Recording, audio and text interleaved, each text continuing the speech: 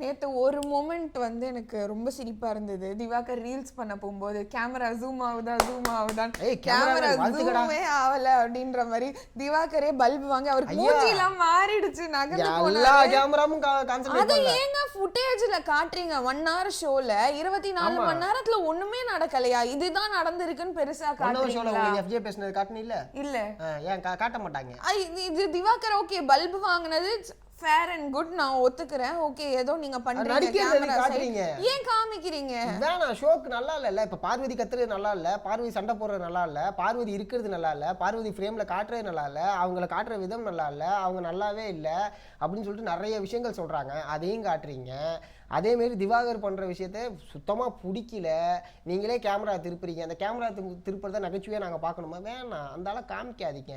டாஸ்க்ல இருந்தா வந்து காமிங்க. அதை விட்டு சும்மா இருந்தாங்கன்னா சும்மாவே இருக்கட்டும். அவர் என்ன பண்றாரு, நடிப்பு அரக்கன்னு வீடியோ போட்டுக்கிட்டு இருக்காரு.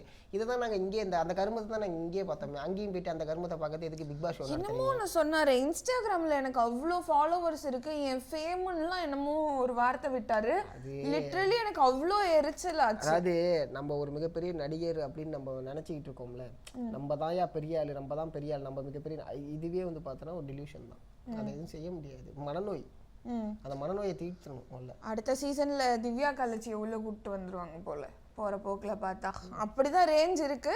ஓகே நம்ம வருவோம். Best performer, worst performer, jail, அந்த